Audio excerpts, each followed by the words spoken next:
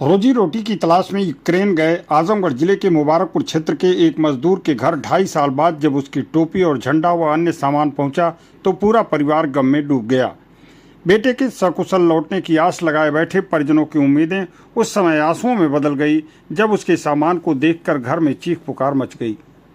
मुबारकपुर थाना क्षेत्र के टड़ियाखन गांव में शनिवार का दिन एक परिवार के लिए गहरे दुख का कारण बन गया। रोजी रोटी कमाने के लिए यूक्रेन गए गांव के निवासी धीरेन्द्र 42 वर्ष पुत्र मूलचंद के घर जब उसकी टोपी व वहां का झंडा व अन्य निजी सामान पहुंचा तो परिवार में कोहराम मच गया। बेटे के लौटने की आस लगाए परिजन सामान को देखकर फूट फूट कर रो पड़े। जानकारी के अनुसार धीरेन्द्र जनवरी 2024 में रोजगार की तलाश में यूक्रेन गया था। विदेश पहुंचने के बाद शुरुआती करीब 2 माह तक उसके परिवार से फ़ोन पर बातचीत होती रही। इसके बाद अचानक उसका संपर्क पूरी तरह टूट गया। न तो उसके घर कोई धनराशि भेजी गई और न ही कोई जानकारी मिल सकी। परिवार लगातार उस लौटने की उम्मीद लगाए बैठा था। शनिवार को जब उसका निजी सामान जिसमें टोपी व वहां का झंडा भी शामिल था घर पहुंचा तो परिवार की उम्मीदें टूट गई। सामान देखते ही पत्नी शशिकला, वृद्ध पिता मूलचंद और बच्चों का रो रो कर बुरा हाल हो गया। पूरे गांव में भी शोक का माहौल बन गया। धीरेन्द्र अपने 2 भाइयों में बड़ा था। परिवार में अपाहिज पिता, पत्नी शशिकला, 2 पुत्र 2 पुत्रियां तथा छोटा भाई देवेंद्र है जो मजदूरी कर किसी तरह परिवार का भरण पोषण करता है। धीरेन्द्र के लंबे समय से लापता रहने और अब उसके केवल उसका सामान पहुंचने पर परिवार गहरे सदमे में है। परिजन उसकी वास्तविक स्थिति को लेकर अभी भी अनिश्चितता और चिंता में हैं तथा शासन प्रशासन से मामले की जानकारी दिलाने की हर संभव मदद की मांग कर रहे हैं। सुनिए उनके पिता और पत्नी ने क्या कहा। शशिकला कितने दिन बैल हुई? सारा साल चल रहा था। वहाँ लेके गए लन्ना लोगों ने सिक्योरिटी के काम में। हाँ। अब वहाँ ले जाके धोखा में न जाने कब काम में डाल के ना। अब वहाँ से कहा नहीं कहाँ लेके चल गए ना लोग कुछ पता न लगा। वहाँ से कहा आयल काली के आई लिए एक टोपी है, एक तिरंगा और कागज है करे धीरेन्द्र के 4 गो। सबसे बड़े लड़का का नाम क्या साल के हुई है? दूसरे नंबर पर लड़की है 18 साल का। तीसरे नंबर पर 16 साल लड़की अंशु। कमाए खाए का कौन सारा नाम से यहाँ से गए थे किसी चंद्रा पार्क। हाँ हाँ। उन्होंने मिला करके उनको लेके गए थे। हाँ। लेकिन एजेंट जो दिल्ली का था, हाँ। उसका नाम क्या है भाई? सुमित। हाँ।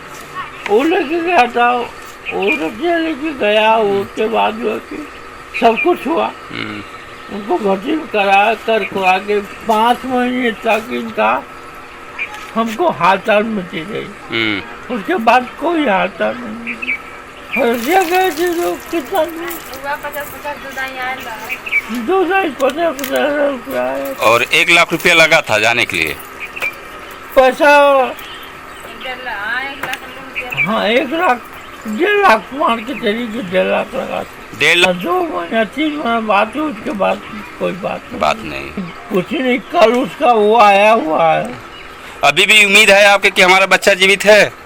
मुझे विश्वास तो नहीं पड़ रहा है कि ऐसा कुछ हुआ है। जब भगवान जाने क्या है क्या नहीं वो चीज आपको क्या सरकार से मेरी ये है कि मेरा बच्चा अगर जीवित है तो वापस आ जाए और उनके बच्चों को संस्था दिया जाए। उनके बच्चे बहुत परेशान हैं, बहुत कम। मैं अपाहिज आदमी हूँ, मैं इनका कुछ नहीं कर सकता हूँ। जिनके बच्चों को कुछ न कुछ राहत मिलनी चाहिए।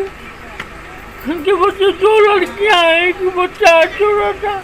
कहाँ जाएंगे, किसके घर लगेंगे?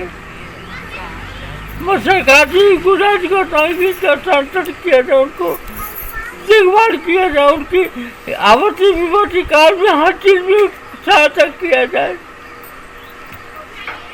मैं आप लोगों का बच्चे यही गुजारिश करूँगा। मैं कर क्या सकता हूँ। गौरतलब है कि इससे पहले आजमगढ़ के ही कंदरापुर क्षेत्र के खोजापुर माधोपट्टी गांव निवासी योगेंद्र यादव के परिवार को भी उनका पार्थिव शरीर नहीं मिल सका। रूस से आई उनकी वर्दी को ही चिता पर रखकर अंतिम संस्कार कर दिया गया। उस दौरान परिजनों ने विदेश भेजने वाले एजेंटों की भूमिका की जांच करने तथा दोषियों के खिलाफ कड़ी कार्रवाई करने की मांग की थी। विदेश में रोजगार के नाम पर युवाओं के साथ हो रही ऐसी घटनाएं एक बार फिर कई गंभीर सवाल खड़े कर रही हैं।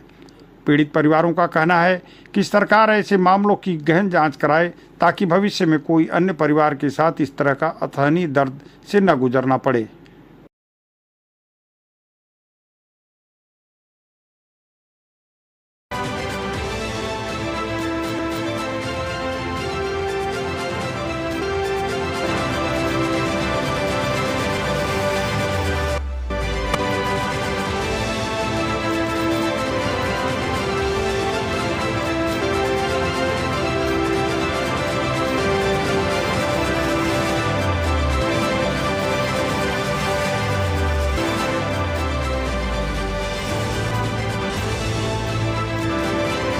नर्सिंग में करियर बनाना चाहते हैं लेकिन सही कॉलेज की तलाश है?